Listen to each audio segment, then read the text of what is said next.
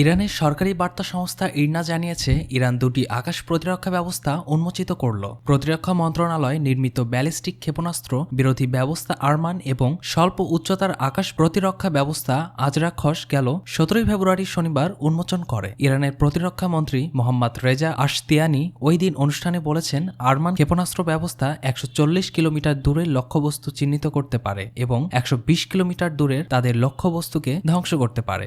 অপরপক্ষে আজরাখস বিমান প্রতিরক্ষা ব্যবস্থা, এটি একসাথে একযোগে 6টি লক্ষ্যবস্তুতে আঘাত আনতে পারে। এই ক্ষেপণাস্ত্রটি একাধিক ধরনের গাড়ির উপর স্থাপন করা সম্ভব। লক্ষ্য নির্ধারণ, ট্র্যাক শনাক্ত করতে এটিকে একটি রাডার অপটিক্যাল থার্মাল সিস্টেম ব্যবহার করা হয়। এটি 50 কিলোমিটারের মধ্যে লক্ষ্যবস্তুকে টার্গেট করে ধ্বংস করতে পারে। এই ব্যবস্থার মধ্যে রয়েছে 4টি রেডি টু মিসাইল। এই দুটি অস্ত্র তাদের প্রতিরক্ষা ব্যবস্থা 1000 গুণ বাড়িয়েছে বলে দাবি করে তেহরান। হামাস ইসরায়েলের উত্তেজনা সারা পৃথিবী জুড়ে একটি তোলপাড় করা ঘটনা। এরই মাঝে ইরান আবার নতুন খবর নিয়ে হাজির, যা ইসরায়েল এবং আমেরিকার জন্য দুঃসংবাদ। ইরানপন্থী হুতিরা ফিলিস্তিনের সাহায্যার্থে নানাভাবে হাত বাড়িয়েছে, যার ফলশ্রুতিতে যুক্তরাজ্য ইসরায়েলের জাহাজগুলোর উপর হুতিরা চালিয়ে যাচ্ছে নানা রকম আক্রমণ। ইসরায়েলের সাথে সরাসরি যুদ্ধে লিপ্ত না হলেও সিরিয়া, ইয়েমেন, হিজবুল্লাহকে মদদ দেওয়ার অভিযোগ আছে ইরানের বিরুদ্ধে। এদিকে ইরান সমর্থিত সিরিয়া, ইয়েমেনের স্থাপনায় হামলা চালাচ্ছে যুক্তরাষ্ট্র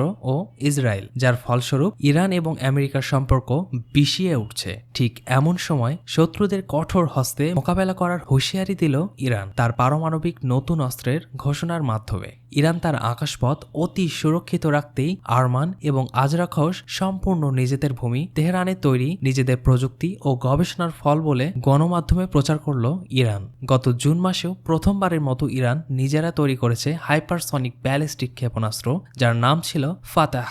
1400 কিলোমিটার দূরের লক্ষ্যবস্তুতে আঘাত আনতে পারে। মধ্যপ্রাচ্যের সবচেয়ে শক্তিধর দেশ ইরান দিন দিন তার শক্তিকে আরও উন্নত, কঠোর হস্তে নিজের আকাশ সীমাকে সুরক্ষিত রাখতে সদা সংকল্পবদ্ধ।